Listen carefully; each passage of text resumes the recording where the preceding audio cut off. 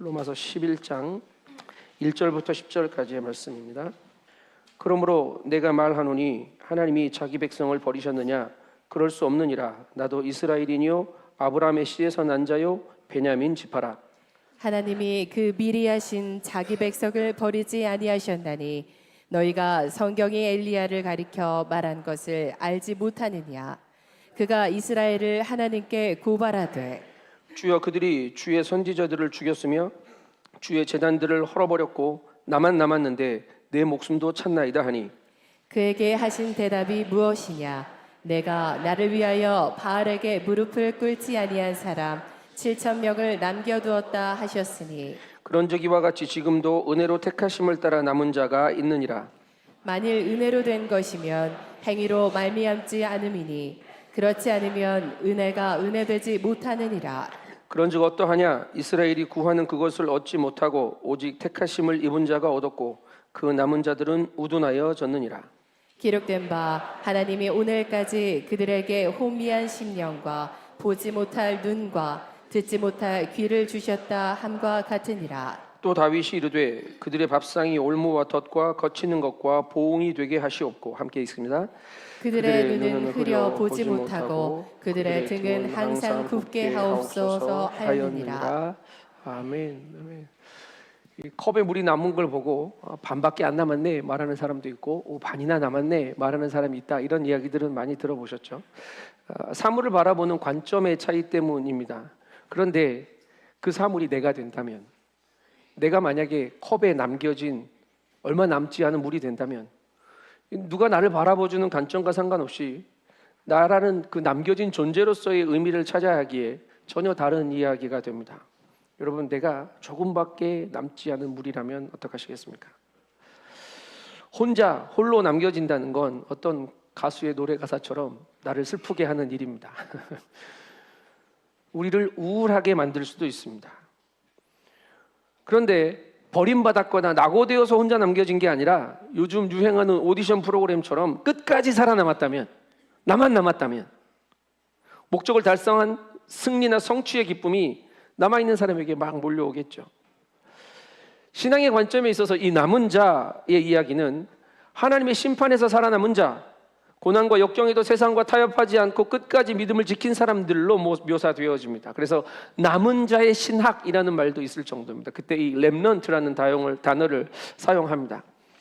노아의 홍수 심판 때 죽지 않고 남은 8명의 노아의 가족들, 대표적인 남은 자겠죠. 출애굽 1세대가 광야를 다 통과하고 다 죽었는데 2세대만 들어가게 되었는데 여호수아와 갈렙만 가나안 땅에 들어갑니다. 이 두 사람도 남은 자입니다.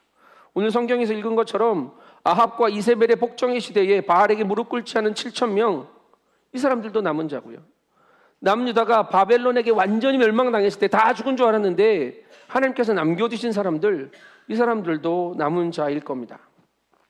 이스라엘은 하나님께 자신들이 선택받았다고 생각했기 때문에, 선민이기 때문에 다른 이방인들은 다 죽어도 다 멸망해도 우리는 남아있을 거라는 그런 남은 자라는 자의식이 있는 사람들이었을 겁니다. 그런데 바울이 로마서를 통해서 이렇게 이야기를 하죠. 9장 10장에서 계속 이렇게 말합니다.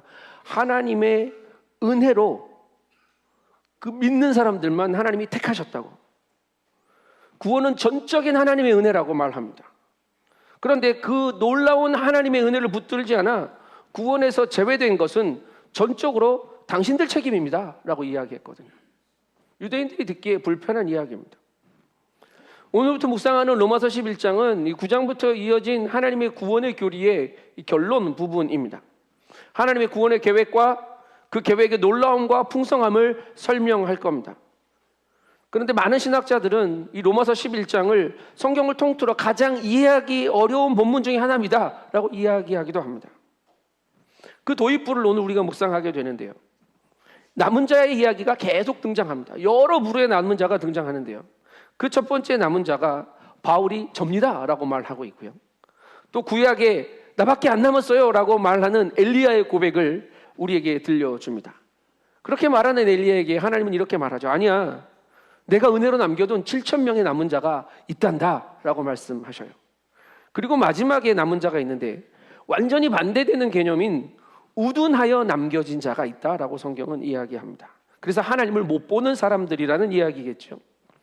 오늘 말씀을 묵상하면서 내가 어떤 남겨진 자인지 확인하면 좋겠습니다. 또 어떤 남겨진 자로 살아가야 할 것인지 결단하는 시간 되기를 바랍니다. 우리를 향한 하나님의 은혜, 그 구원의 계획을 깨달아 알아서 말씀이 어렵고 난해한 구절이 아니라 우리를 택하신 주의 은혜를 발견하고 노래하는 감격의 시간 되기를 소망합니다. 오늘 본문 1절 말씀을 다시 함께 읽습니다. 시작. 그러므로 내가 말하노니 하나님이 자기 백성을 버리셨느냐? 그럴 수 없느니라. 나도 이스라엘이니요 아브라함의 씨에서 난 자요 베냐민 지파라. 구원과 멸망의 이야기는요, 이론적으로는 이해할 수 있어요. 설명도 가능합니다. 그런데 지난주에도 몇 주 전에도 말씀드렸듯이 이게 내 이야기거나 내가 사랑하는 사람의 이야기가 되면 이 멸망은 절망의 이야기가 되기도 하죠. 바울이 이렇게 말했죠. 나의 형제 곧 고륙의 친척을 위해서 내 자신이 저주를 받아 그리스도께 끊어질지라도 나는 원하는 바입니다 라고 말했잖아요. 바울은 이스라엘의 입장을 충분히 그 마음을 대변하고 있는 것처럼 보입니다. 그래서 은혜로 말미암은 이 구원의 진리 앞에서 하나님 왜 우리 백성은 이 은혜에 반응하지 않고 구원에 들어가지 못합니까? 라는 이 질문이 어쩌면 바울의 고민이고 고통이었을 거라고요. 바울에겐 지금 해결되지 않는 이 고통의 질문처럼 여겨집니다. 해결되지 않는 문제를 안고 살아가는 모든 인생, 또 죄악된 시대를 살아가는 우리에게도 이해는 될 것 같은데 그 문제가 내 문제가 되고 전혀 진행되지 않고 한 걸음도 못 나갈 것 같은 그런 모습들을 보면 탄식하죠. 회복되지 않은 상황, 끝나지 않는 전쟁, 여러분 그 전쟁 중에 우리가 있다고 생각해 보십시오. 무고한 사람들이 죽고 다치는 절망, 악인이 더 승하는 상황, 넘쳐나는 부조리들 앞에서 우리도 이런 질문 던질 수 있죠. 하나님 어디 계십니까? 하나님 이 땅을 구원하실 생각은 있으신 겁니까? 하나님 이 나라 이 민족을, 이 백성을 버리신 건가요? 바울이 던진 본인의 질문에 바울이 대답합니다. 그럴 수 없느니라. 여러분 앞에 계속 반복되어진 그럴 수 없느니라는 이 대답 중에 가장 힘 있는 대답처럼 느껴집니다. 그럴 수 없다고요. 그리고 바울은 하나님이 이스라엘을 버리지 않으셨다는 그 사실의 첫 번째 증거가 나다라고 이야기하고 있는 겁니다. 나도 이스라엘인입니다. 이스라엘이라는 말은 야복 강가에서 야곱이 하나님과 밤새 씨름하고 하나님이 야곱에게 져주시고 야곱에게 붙여준 이름이 이스라엘이죠. 그래서 이 이름은 이스라엘 유대 민족의 자존감이었고요. 자신들이 선민이 된 그 의식의 충만의 근거였습니다. 이 이름 안에 그런 의미가 포함되어 있잖아요. 하나님이 져주신 사람. 근데 하나님의 입장에서는 이 이스라엘이라는 이름을 그냥 풀면 이렇습니다. 이스라가 싸우다는 의미고요. 엘이 하나님이에요. 하나님이 싸우시다는 의미입니다. 여전히 하나님이 야곱을 위해, 이스라엘을 위해 싸워주고 계신다는 말이에요. 여전히 그들을 위해 하나님이 일하고 계신다는 말입니다. 바울이 지금 고백하고 있는 일은 우리가 하나님께 이긴 자가 아니라 하나님이 우리를 위해 싸워주신 그 이스라엘입니다 라고 고백하는 거죠. 바울이 지금 고백하는 이야기는 계속 이중적인 의미들이 포함되어 있습니다. 나는 아브라함의 씨다라고 말하는데 순수 혈통 아브라함의 자손이라는 자랑도 있지만 나는 앞에서 말했던 아브라함의 믿음을 물려받은 사람이라는 마음도 바울의 고백에 포함되어 있습니다. 더욱이 베냐민 지파입니다라고 말하는 이유는 가장 작은 지파입니다. 하지만 우리 지파에서는 사울 왕이 나왔습니다 라고 말하는 그 의미도 있겠지만 가장 작은 지파 중에 하나인 나 바울인데 하나님이 나를 왕같은 제사장으로 삼아주십니다라는 그 고백의 이야기도 이 안에 포함되어 있을 거란 말입니다. 그런데 모든 유대인들의 특징을 가지고 있는 바울이었지만 그의 진한 열심도 다른 이스라엘 사람들처럼 하나님의 구원과 대척점에 있었던 적이 있었습니다. 하나님의 아들인 예수를 핍박하는 일에 앞장섰던 그 열심이었거든요. 그래서 바울이 이렇게 말하는 겁니다. 그러나 그런 내가 구원받았습니다. 그런 내가 구원받았습니다. 구원의 이야기는 민족의 역사를 통해서 전해져 왔겠죠. 그러나 이 구원은 지극히 개인적이고 지극히 인격적인 사건입니다. 어쩌면 민족의 문제보다 나라의 구원의 문제보다 먼저 확인해야 되는 일이 나의 구원의 이야기입니다. 내가 구원받은 죄인입니다. 여러분과 똑같았지만 내가 구원받아서 그 은혜로, 그 사랑으로 오늘 살아가고 있습니다 라고 말할 수 있어야 되고, 그 은혜를 살 수 있어야 합니다. 나 같은 죄인을 구원하신 하나님의 사랑이 감격으로 은혜로 고백되어질 때, 내가 버림받지 않는 남은 자로, 여전히 하나님과 연결되어 있는 자로 나라와 민족을 위해 기도하고 이웃의 회복을 위해 증언할 수 있는 첫 번째 증인이 될 줄 믿습니다. 하나님은 미리 아신 자기 백성을 버리지 않았다라고 기록합니다. 왜냐하면 하나님이 이스라엘을 지으신 토기장이거든요. 그들을 지을 때부터 알았습니다. 그들을 지을 때부터 보셨다고요. 그분이 이스라엘에 대한 구원의 계획을 가지고 계십니다. 하나님의 손에 붙들린 이스라엘 백성은 하나님께 쉽게 버림당하지 않습니다. 아니요, 하나님이 포기 안 하신다고요. 절대 버리시지 않는다고, 하나님의 사랑에서 끊을 수 없다고 바울은 이미 이야기했지 않습니까? 나의 상황, 우리의 형편에 근거하면 이해할 수 없는 이야기이지만, 하나님의 주권, 그분의 사랑에 근거하면 그럴 수 없느니라, 자기 백성을 버리지 않으시느니라 라는 이 말은 깨달아 알아지고 인정할 수밖에 없는 이야기입니다. 이제 바울은 성경의 근거를 통해서 남은 자의 이야기를 이어갑니다. 엘리야의 이야기를 하는데요, 2절부터 4절의 말씀을 같이 읽겠습니다. 시작. 하나님이 그 미리 하신 자기 백성을 버리지 아니하셨나니 너희가 성경이 엘리야를 가리켜 말한 것을 알지 못하느냐. 그가 이스라엘을 하나님께 고발하되 주여, 그들이 주의 선지자들을 죽였으며 주의 제단을 헐어버렸고 나만 남았는데 내 목숨도 찾나이다 하니 그에게 하신 대답이 무엇이냐. 내가 나를 위하여 바알에게 무릎을 꿇지 아니한 사람 7,000명을 남겨두었다 하셨으니. 엘리야는 이스라엘 역사를 통틀어 가장 악한 시대인 아합과 이세벨의 시대를 살았던 선지자입니다. 아합 왕의 아내 이세벨은 이방 여인입니다. 이방 여인이 이스라엘, 유대의 북이스라엘의 왕비가 된 거예요. 그녀의 영향력은 여호와를 섬기는 일을 어렵게 만들었습니다. 오히려 하나님이 금하신 우상 숭배, 바알을 섬기는 일을 국교로 만들었어요. 엘리야가 하나님 앞에 고발하는 건 어쩌면 당연해 보입니다. 주님, 이들이 주님의 선지자들을 죽였습니다. 하나님을 섬기는 제단을 허물어 버렸습니다. 바알과 아세라를 섬기는 나라가 되어버렸습니다. 저밖에 안 남았습니다. 그런데 이제 저도 죽이려 합니다. 엘리야의 고발입니다. 아합이 다스리는 북이스라엘에 수년간의 가뭄을 선포했고요, 그리 시냇가에서 하나님이 까마귀를 통해서 먹이시는 은혜를 경험한 선지자입니다. 그리 시내가 마르자 이세벨의 아버지의 땅이 시돈 땅으로 갔지만 사르밧 과부를 통해서 공개를 받고 은혜의 기적을 경험하고 나타냈던 사람이에요. 과부의 죽은 아들을 살려줄 정도로 하나님의 능력이 그를 통해 드러났던 사람입니다. 이스라엘에 다시 돌아와서는 무슨 일이 일어납니까? 갈멜산에서 아세라와 바알 선지자 850대 1의 맞짱을 떴잖아요. 이겼습니다. 이기고 끝났습니까? 기손 시내로 끌고 가가지고 850명 다 죽였습니다. 그런 선지자입니다. 그런데 자신을 죽이겠다고 나를 세우는 이세벨의 이야기를 듣자마자 주랭랑을 칩니다. 몇 날을 도망가서 로뎀나무 아래에서 하나님, 나만 남았다고, 나도 이제 죽여달라고 이야기하는 대목입니다. 그 엘리야에게 하나님이 말씀하신 거예요. 내가 이스라엘에 남겨둘 7,000명이 있다. 다 바알에게 무릎 꿇지 않았고 바알에게 입맞추지 아니한 자다. 너만 있는 게 아니다 라고 말씀하시는 거예요. 혼자 남은 것 같고 모두가 망하게 되었다고 말하는 엘리야의 눈에 보이지 않았던, 그래서 차라리 다 멸해달라고, 나도 죽여달라고 말하는 엘리야에게 하나님이 하신 말씀이에요. 여전히 내 앞에 신실하게 살아가는 영적 이스라엘이 존재한다 라고 말씀하시는 거죠. 이스라엘의 기근으로 고통받을 때, 아합과 이세벨의 복종의 눈물 흘릴 때 깨어 기도하며 세상의 시류에 휩쓸리지 않았던 사람들이 있었단 말입니다. 여러분, 엘리야 혼자 버티고 싸운 게 아닙니다. 갈멜산에서 엘리야가 기도할 때 하늘에서 불이 내려 제단에 재물을 태우고 손바닥만한 구름이 일어나 그 구름이 큰 비구름이 되어 비가 쏟아지는 그 일이 엘리야 혼자 한 일이 아니라 7,000명의 남은 자들이 함께 중보한 역사인 줄 믿습니다. 이 남은 자들은 바울의 시대에도 오늘도 여전히 존재합니다. 5절과 6절 말씀을 함께 읽겠습니다. 5절 6절입니다. 시작. 그런즉 이와 같이 지금도 은혜로 택하심을 따라 남은 자가 있느니라. 만일 은혜로 된 것이면 행위로 말미암지 않음이니 그렇지 않으면 은혜가 은혜되지 못하느니라.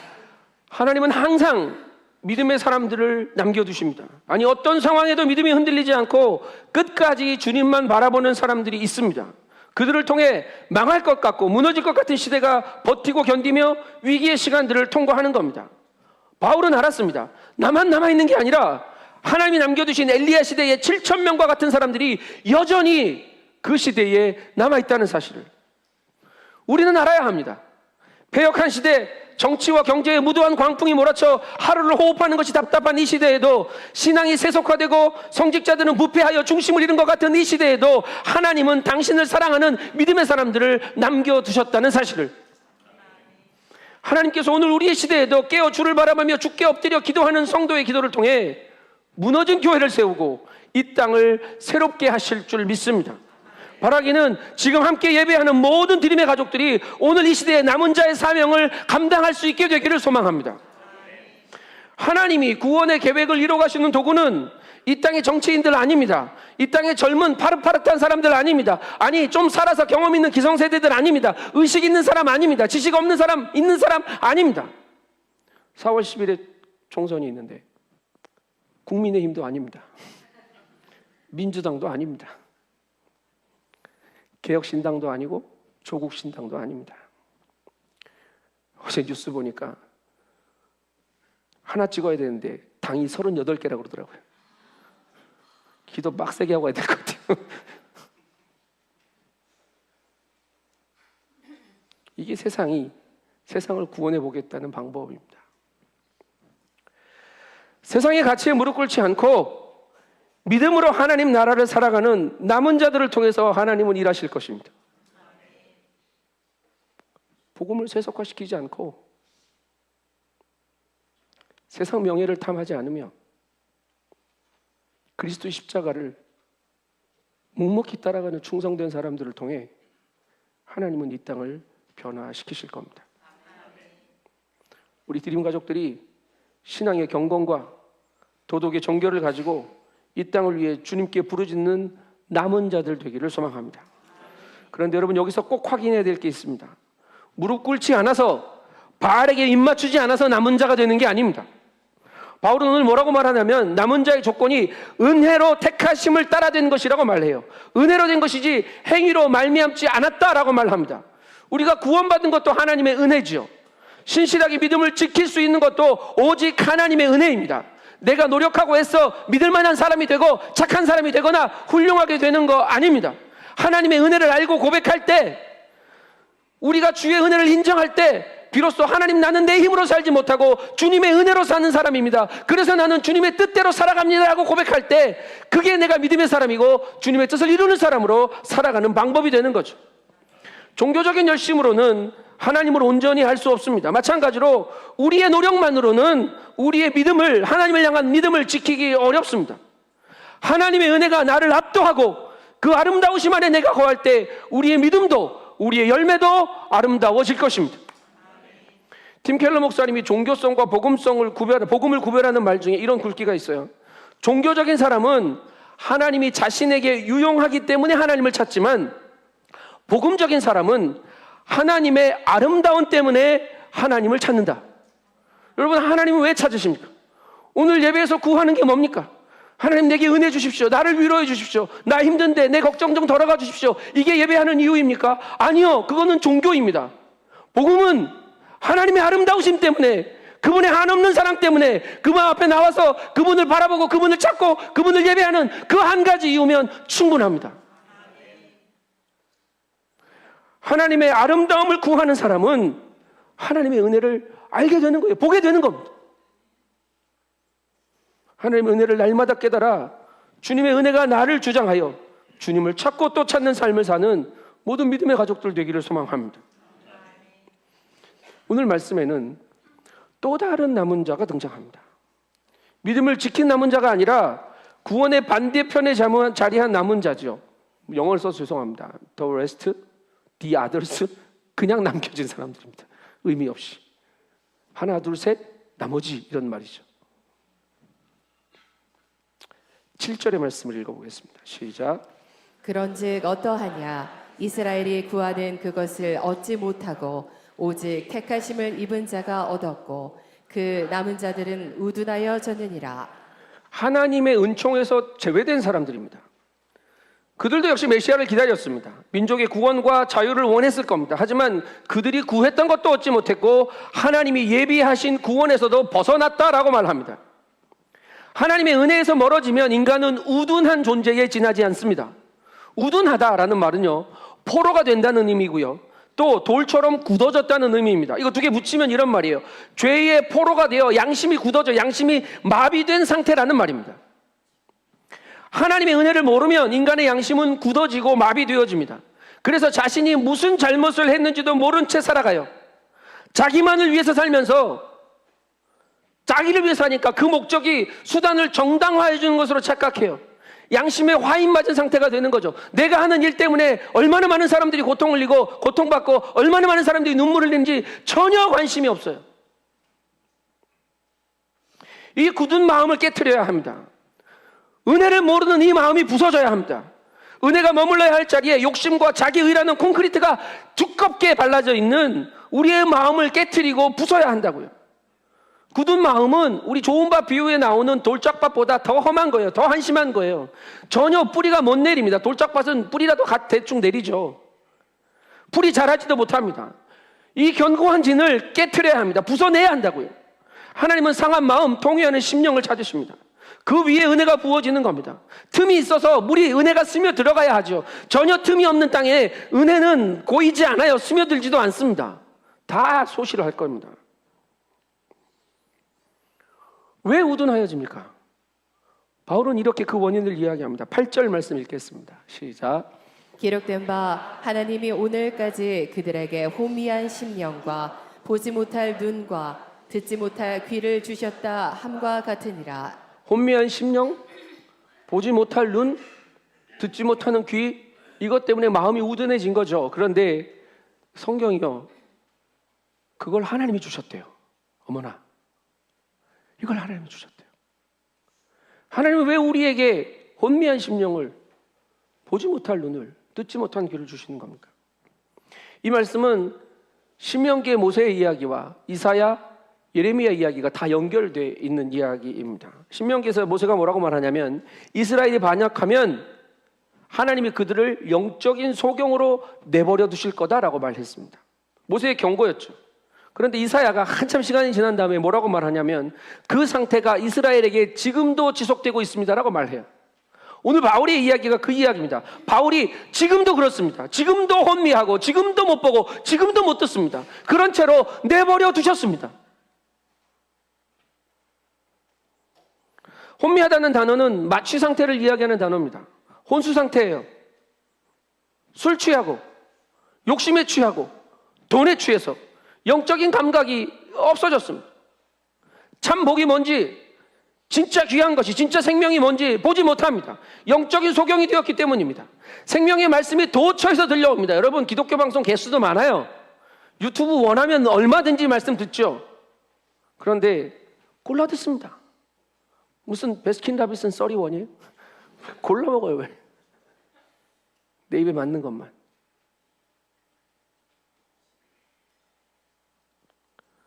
은혜의 말씀은 안 들어요. 판단하고 피해갈 공리만 하고 있습니다. 그러니 주님의 음성이 안 들리는 거죠. 요즘 헤드폰, 이어폰, 기술이 대단하더라고요. 노이즈 캔슬링 기능 아십니까? 주변의 잡음, 소음이 이 노이즈 캔슬링 기능을 켜면 잘 안 들려요. 어제 성도님 결혼식에 가서 육지에서 이제 조용한 카페를 찾아가자. 이제 8년 전에 그 카페는 분명히 조용했어요. 그래서 이제 그 카페를 찾아갔는데 웬걸 청년부 모임 마친 청년들이 몰려들어가지고 카페가 가득하고 시끌시끌하고 움직일 순 없고 이어폰을 껴서 꽂고 찬양을 틀고 노이즈는 사라지고 찬송만 들리는 할렐루야. 그렇게 말씀을 준비하는 거죠. 그런데 이 기술이 우리의 마음과 귀가 엉뚱한 곳으로 발전해요. 노이즈를 캔슬링해야 되는데 은혜를 캔슬링하고 있는 겁니다. 무엇만 듣냐고요? 내 마음의 욕심, 내 속의 소리만 귀 기울여 들을 수 있는 그것만 극대화해서 듣는 그런 시대를 살아가고 있지 않냐는 겁니다. 영적인 혼수 상태에서 깨어나야 합니다. 주께서 주신 은혜의 일들을 바로 볼 수 있어야 하고 주님의 음성이 들려야 합니다. 그래야 진짜 남은 자가 될 수 있는 겁니다. 혼미하고 못 듣는 사람들의 결론을 바울은 이렇게 말합니다. 9절 10절 말씀 읽겠습니다. 9절 10절 시작. 또 다윗이 이르되 그들의 밥상이 올무와 덫과 거치는 것과 보응이 되게 하시었고 그들의 눈은 흐려 보지 못하고 그들의 등은 항상 굽게 하옵소서 하였느니라. 이 시편에 있는 다윗의 기도인데요. 보복의 기도 같습니다. 그런데 하나님을 떠난 사람들이 마주하게 될 삶의 결론입니다. 힘이 되어야죠. 밥 먹었으면 힘이 나야죠. 가장 익숙하고 가장 안전한 게 밥상 아닙니까? 그런데 그게 올무가 되고 덫이 된답니다. 평안해야 할 것조차 멸망의 덫으로 작용합니다. 왜 그렇습니까? 밥 먹고 힘내서 죄 짓는 삶을 살고 있기 때문입니다. 밥을 먹었으면 건강해지고 생명이 연장되어야 하는데 먹고 싶은 거 먹었고 내 몸이 원하는 것만 먹었고 그것 먹고 힘나니까 죄 지으러 나간 거죠. 나도 죽고 남도 죽는 그런 삶을 사는 겁니다. 그게 올무고 그게 덫인 거죠. 면허가 없어요. 운전을 할 줄 몰라요. 그런데 차 끌고 주유소 가가지고 가득 채운 다음에 길로 나온 겁니다. 나 운전 잘한다고. 그런데 술이 여기까지 취해 있어요. 주유소 가가지고 기름 넣어달라고 그래서 가득 채우고 마음대로 돌아다니는 겁니다. 이게 덫이고 이게 올무입니다. 깨어있지 않은 자가 깨어있는 척 하는 겁니다. 정신줄 놔버린 사람이 다 아는 척 하는 겁니다.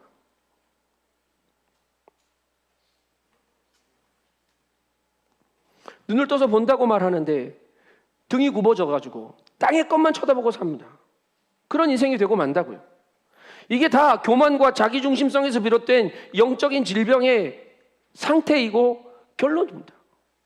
깨어있지 못하니, 보지 못하니, 듣지 못하니 밥을 먹어도 주유를 해도 아무데나 갖다 들이받는 거죠.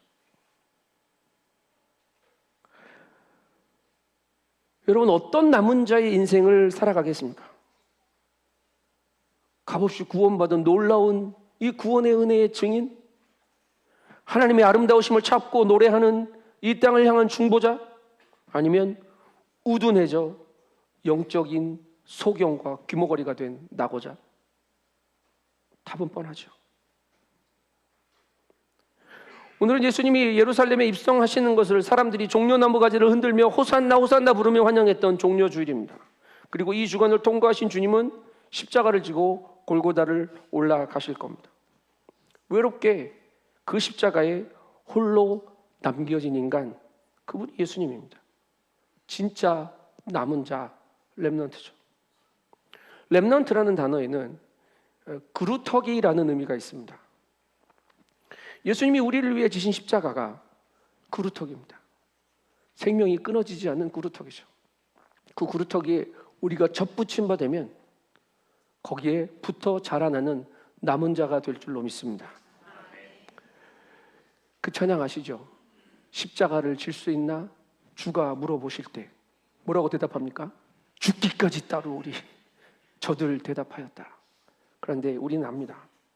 대답은 그렇게 하는데 자주 실패하고 잘 따라가지 못한다고. 그런데 이 찬송이 은혜가 되는 이유는 그 뒷부분 때문입니다. 우리의 심령 주의 것이니 주님의 형상 만들어 주십시오. 주님 인도 따라갈 테니 사랑과 충성 늘 바치며 살겠습니다라는 고백이에요.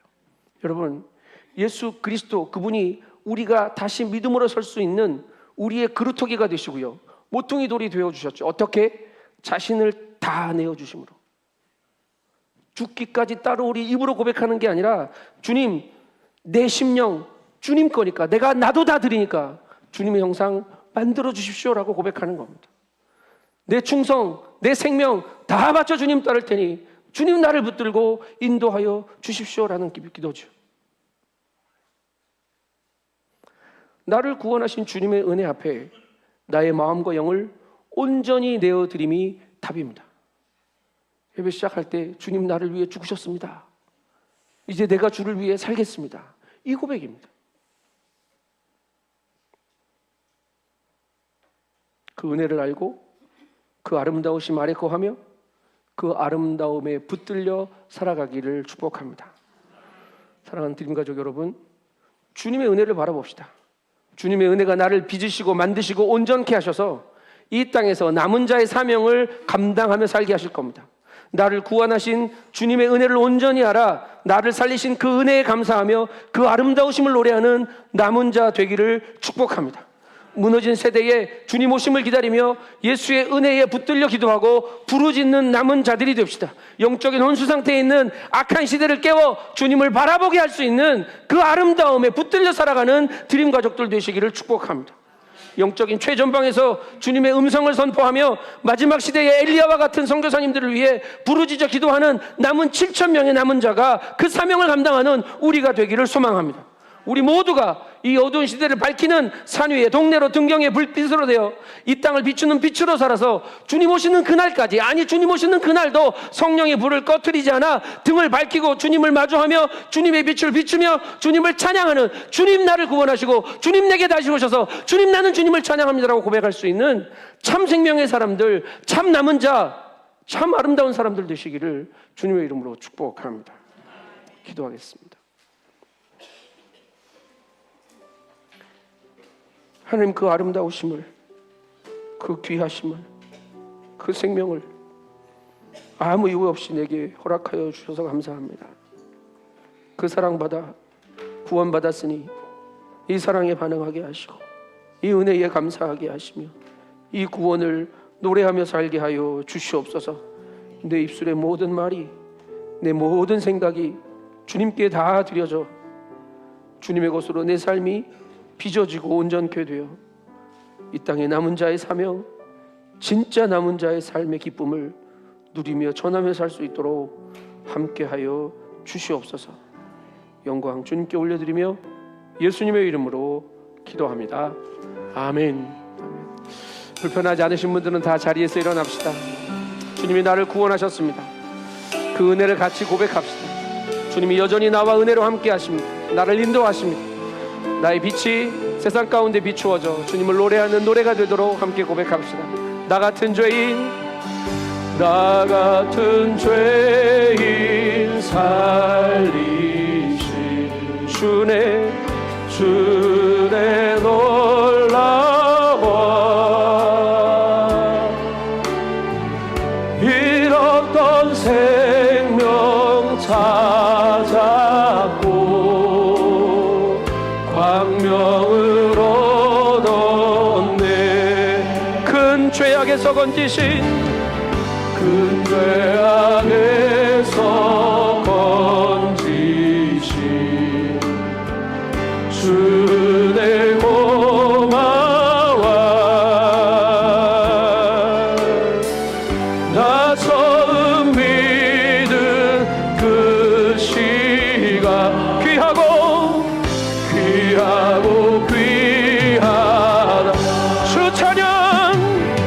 주 찬양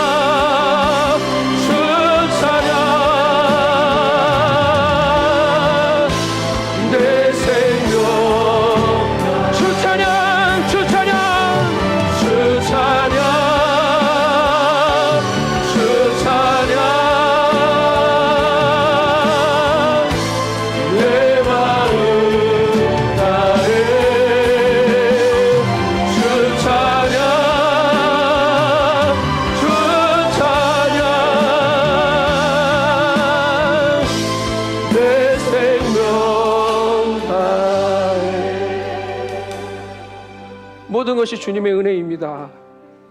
그 은혜 안에 살게 하셔서 감사합니다. 내 온 마음 다해 주님 사랑하고 내 생명 다해 주님 찬양하며 내 온 삶이 주님만 따라가는 이 땅의 남은 자로 살아가기를 갈망합니다. 주님의 아름다우심 보게 하시고 듣게 하시고 알게 하여 주시옵소서. 그 아름다우심만 붙들고 바라보며 예배할 때에 이제 주님의 은혜가 보이게 하시고 내 힘으로 내 능으로 사는 인생이 아니라 예수의 은혜에 붙들려 구원받은 인생, 그 은혜에 이끌림 받으여 신실하게 믿음을 지키는 인생 살아갈 수 있도록 하나님 나를 붙드시고 인도하여 주시옵소서. 우리 간절한 마음으로 함께 기도하겠습니다. 하나님 감사합니다. 오늘도 우리에게 오셔서 그 은혜를, 그 아름다우심을, 그 놀라우심을 말씀하여 주시니 감사합니다. 하나님 우리는 어리석고 우리는 그만합니다. 늘 우리는 나의 것들을 채굴하고 바쁘고 하나님 앞에 나의 삶으로 전에 내들지 못하는 것 주여 오셔서 그 은혜 깨달아 알게 주여 오셔서 그 은혜를 살게 하여 주님의 은혜가 아니고서는 한시도 살 수 없습니다. 그 은혜가 아니고서는 하나님 내가 호흡할 수 없습니다. 오늘 고백하는 이 우리의 고백이 생명을 다하는 예배가 되고 오늘 고백하는 이 찬송이 주님을 찬양하는 하나님께서 우리를 살리시는 그 자리자리마다 주님의 영광을 노래하며 선포하며 승리하며 살아가는 이 땅의 남은 자들로 살아갈 수 있도록 주님 인도하여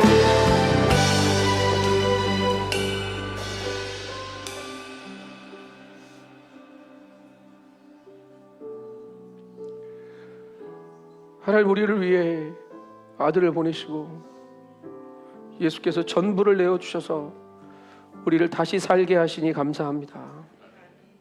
이제 내 뜻, 내 원대로 살지 않고 주님을 위해 주님의 아름다우심을 바라보며 살게 하여 주시옵소서.